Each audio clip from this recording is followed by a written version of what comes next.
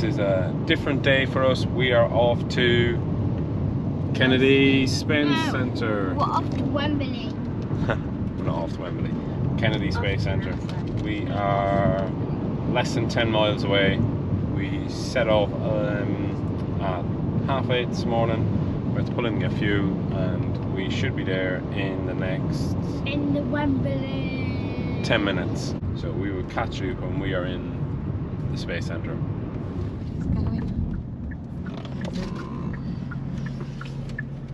Continue on East Avenue Southwest for 1 mile. Lift off. Stop.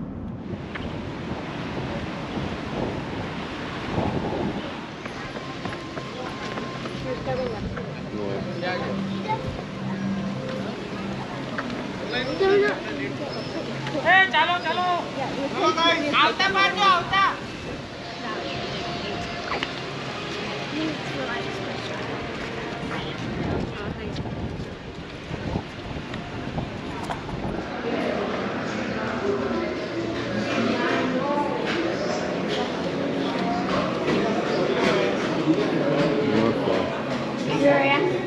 I know about this.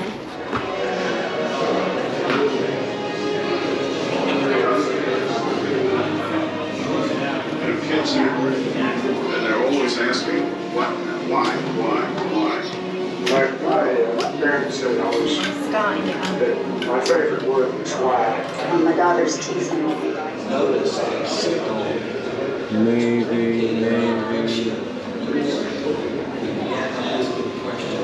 Bob Griffin. Alan Shepard.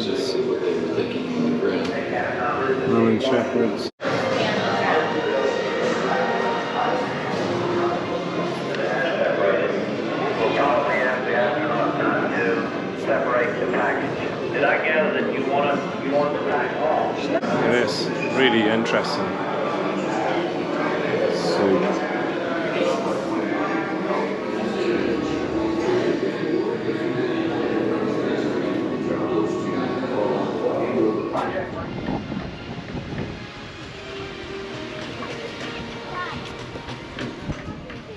I don't know, they're fixing it.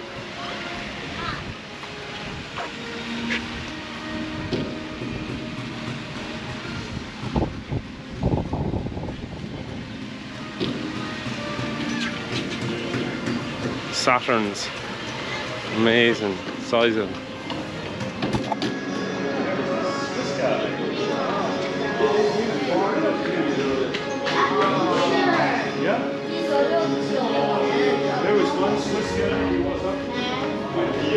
NASA has been transferring low Earth orbit spaceflight to the private sector through a program called Commercial Resupply Services.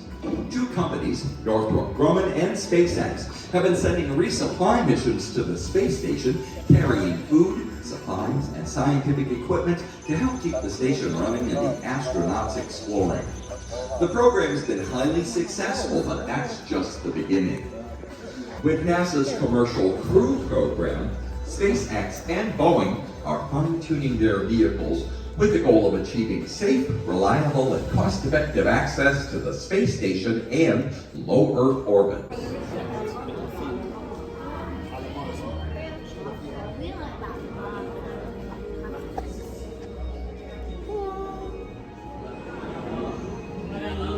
Look at this one over here.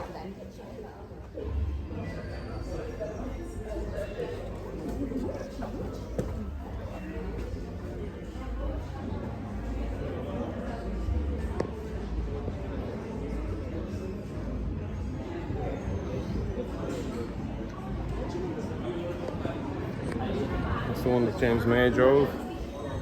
If you got a chance. Anyone's fan of Top Gear, seen that episode where he drives it and they turn it off on him.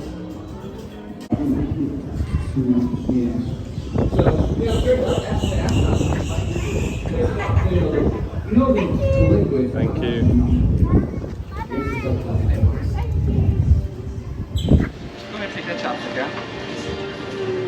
All right, easy peasy, right? Now, only 2 fingers, try to take that chopstick out without touching the Gatorade bottle. Huh, without shaking or anything. Oh, okay, well, a little bit of shake. But you see, our Gatorade bottle, it was floating. Unlike that first one, this one, it just comes right out. Well, this one, you see, this one, it's levitating. Now, what do you think's happening here? Maybe it's some sushi rice. Maybe it's sticky rice. Maybe there's a glue in here, a rice monster. What do you think? Any hypotheses, guesses? Well, you guys can feel the bottles and see if you feel any difference between the two. No liquid inside, so the secret behind this, much more dense, isn't it? Exactly. So this one here, it's got some squish to it, but if you try to squish this one, it's as hard as a rock. Well, no moisture. This one, I just poured in the rice, filled it up as normal. That's why there's some space in between. This one, I poured in some rice, then I kept packing it down and packing it down. So there's a lot more rice in this bottle and a lot more rice rubbing up against our chopstick. So the more rice, the more friction and the more resistance. That's why we can't take our chopstick out of here. Unless you give it a good shake, and there we have it. But this one is demonstrating friction. You can trick your friends just with some rice and some chopsticks. Now, friction for this experiment, it was good because it kept us from spilling our rice all over the place. But how about in space, when we're dealing with spacecrafts? Is friction good or is it a bad thing? What do you think? What do you guys think? Slows down. Well, exactly. And those vehicles, when they're re-entering the atmosphere, they're coming in so fast, over 18,000 miles per hour. That's pretty quick. And as soon as you hit that atmosphere, you literally catch on fire. You're going so fast. As you rub up against these particles in the air, this air pressure, this atmosphere around us, all that friction, all that heat is generated and literally catches you on fire. And a big ball of fire coming back into home. So friction, it's good because here on Earth, we'd be slipping all over the place without it. But when you're coming back from space, we'd take some pretty extreme measures to keep ourselves safe from the friction with the heat shields and such. The vacuum of space takes out all the air pressure, and just overall matter in space. So there's nothing, right? So I'm going to be recreating that today. So I have a vacuum pump, and a vacuum chamber. And inside of my vacuum chamber, I'm just going to remove all of that air to create a space-like environment. So this balloon here is going to represent kind of what our lungs are going to do up in space without a spacesuit. Now, turning on my vacuum, I'm removing the air. What is our lovely balloon doing? It's getting bigger, right? It's expanding. And that's because all of the air inside of our balloon is trying to escape the rest of the outside air. Remember, because I'm removing the air. So, it's trying to escape. It's trying to push up against the side of the balloon, making it expand to as big as it can possibly get, until eventually our balloon is going to pop. Now, the only reason why it did not pop today is because no, you're good. Yeah, it's sealed pretty good, tight. The only reason why it didn't pop today is because my chamber's too small. But up in the vacuum of space, wouldn't stand a chance to definitely pop. So now, I have a marshmallow.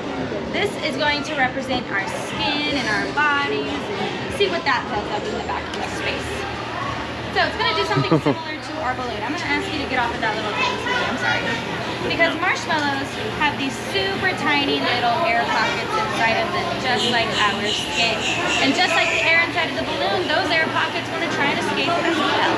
So it's going to expand our marshmallow to as big as it can possibly get. Until eventually it can't expand anymore, and all of that air just rushes right out of our marshmallow. So believe it or not, I have no air in my marshmallow whatsoever, but still keeping it shape. And that's because there's no air pressure acting against it. Remember, there's no air pressure, no air in space. So the second I let the air pressure back in, our marshmallow gets all wrinkly and crushed and not so good looking. You want to feel it? It's not as squishy or soft as it was before. It just, yeah, that'd be our skin, guys. Not fun at all. Now, last but not least. So what do they do in space? The skin blocks. They wear spacesuits. Yeah, they wear that lovely, lovely thing to protect their skin and their lungs and their bodies. So this water is going to obviously represent the fluids inside of us, and see how that works up in the vacuum.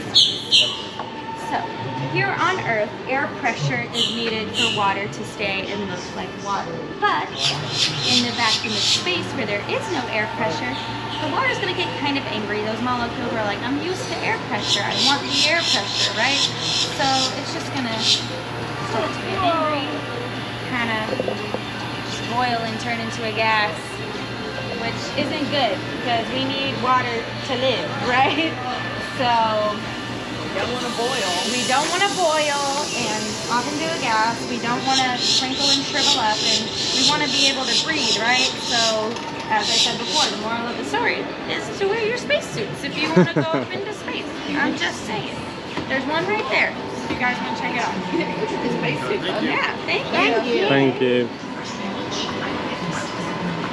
There you go, that's all his dials to keep him alive. Fun little experiments.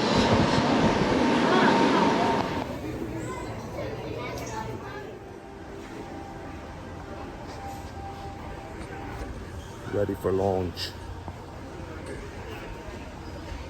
Lego.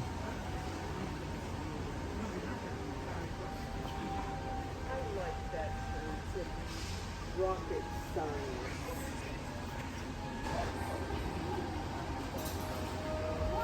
Are you ready to launch? Yeah. I can't get it right now because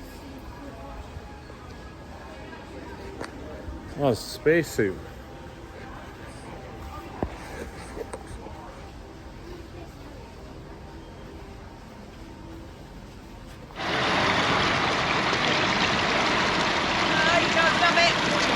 That weighs 4 tons. Rocket launch. So potentially we're going to see a rocket launch. No, but you do a muscle rapidly, you see.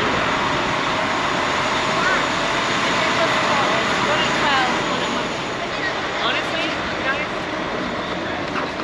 We're going through at the moment. I think this could be the area. I think you could be right. Here, waiting. all I want for my God that is picture shoulders. 11, 10, 9, 8, 7, 6, 5, 4, 3, 2, 1. All right, now watch up. Who is Elvis? He's 35 seconds early. There he goes, right there. There it is, look, Fran, look. Can you see it beyond looking? 10,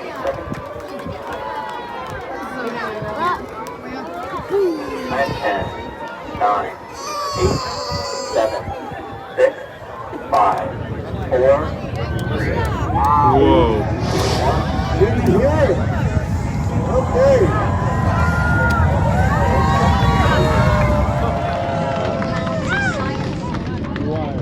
Clouds, no control.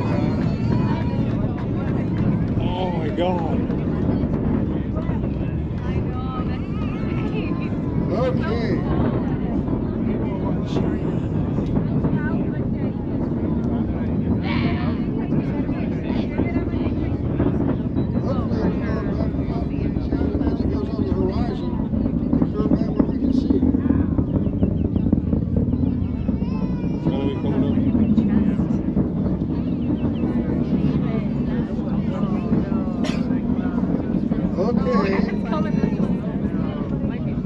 Alright guys, what do you think?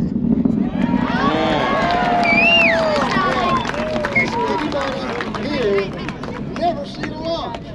Yeah. Oh, you've never seen a launch? Okay. A couple of minutes, 2.5 minutes or so into flight. The second stage will separate from the first stage, and the first stage will begin its trip back. And then you can watch the booster landing on this big screen. You want to do that, right? And then you can watch to this new environment and safely recover the capsule and its pilot. And ratings for human spaceflight on what was previously a ballistic missile was no easy task. The latest refurbishment is complete and preparation is well underway for the fully this traffic light, if you look over to your right at the vehicle assemble building, the gray doors there, they are 456 feet tall, and they take 45 minutes to completely open or close.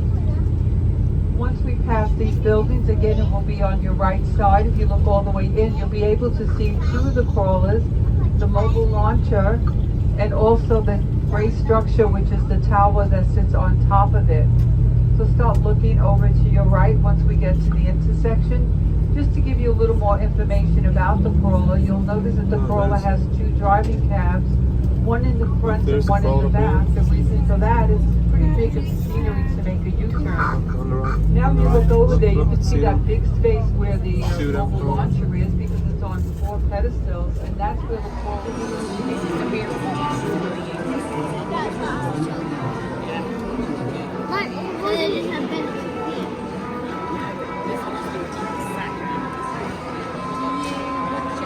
Reports coming from Frank Borman at this time. Final look at the switch list aboard the spacecraft. 20 seconds, all aspects. We are still go at this time. T-minus 15, 14, 13, 12, 11, 10, 9. The revolution sequence start. The engines are on. 4, 3.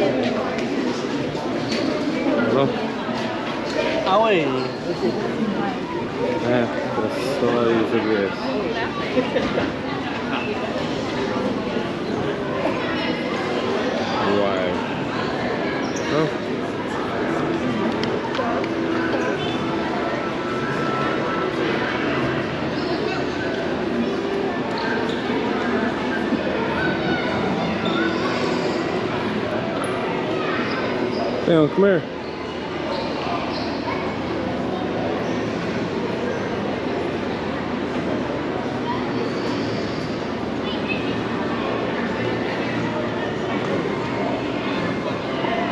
Wow.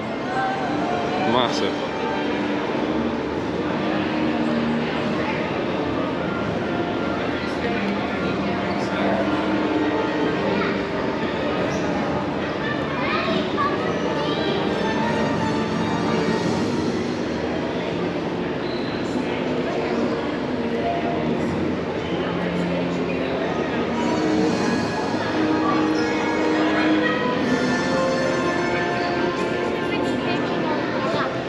Huge, isn't it? Look. Yeah. Look how big it is.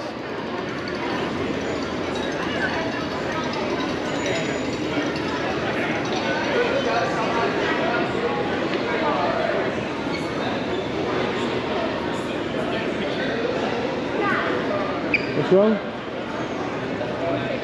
Oh, it was toys just when we come out.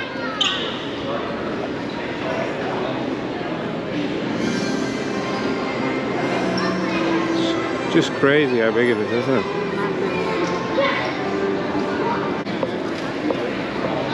Just phenomenal. It's crazy. This is the size. Now if you're on here, here's the lunar module. You did. What would you eat for snacks? Oh my god, these kids are kitted out in.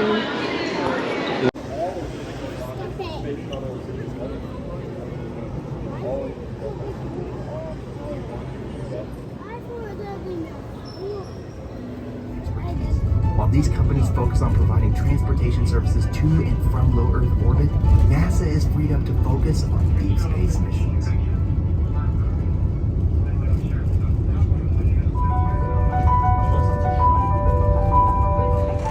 What did I give me over Saturn V, Leon?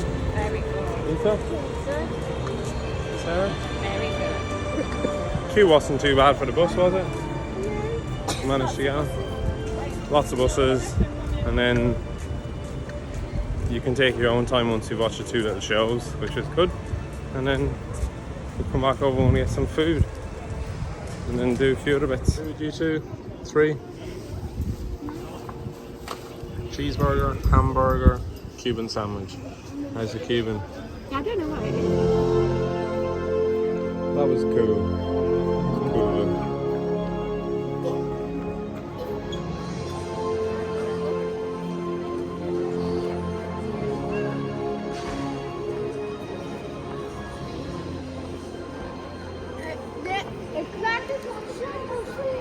Sorry.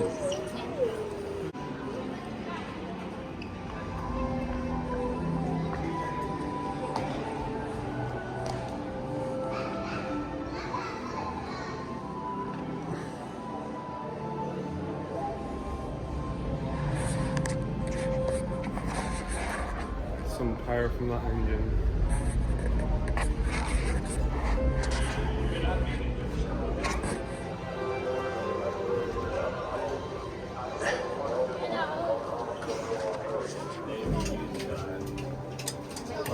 Come back then, smile up at your mum.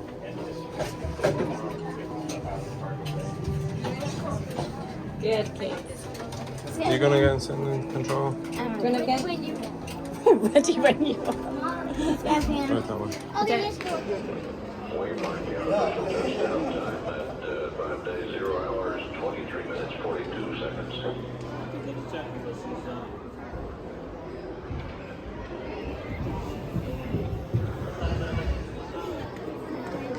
That's crazy.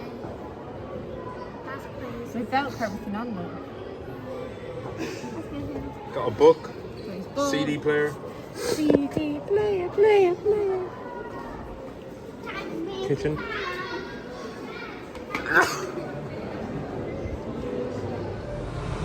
Just got off the shuttle launch experience. It was good. It's a simulation type, like Mission Space at Epcot, for anyone that might have any difference. It was quite enjoyable. Me and Fiona enjoyed it. Aoife didn't enjoy it and Sarah didn't enjoy it. It made them feel a bit queasy afterwards because you go from being vertical and you get thrown up, sort of simulate like losing gravity. So yeah, we've got a couple more things to do here. We've spent a good chunk of the day here, and there's more to do. If you're interested in space science, you'd spend loads of time in here, loads to do. This is the Atlantis a bit. So yeah, really good.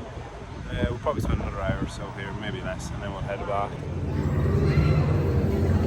SpaceX and Boeing capsule.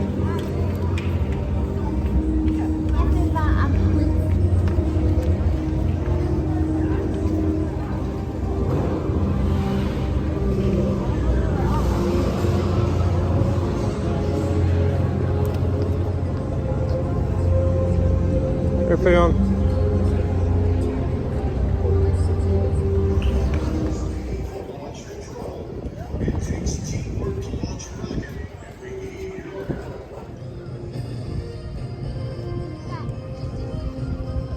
That concludes our time at NASA Kennedy Space Center.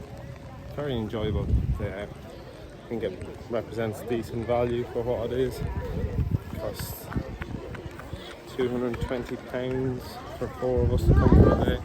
We're in Chick-fil-A again this evening for a quick snack. Aoife's just come back. Since we finished the Space Center, we decided we weren't going into a park and we were going to do some shopping for some gifts before we go back. So we've got a couple of busy days left, so we decided we'd do that tonight because people were tired and didn't want to go to the park, and then it'll be back to Universal tomorrow.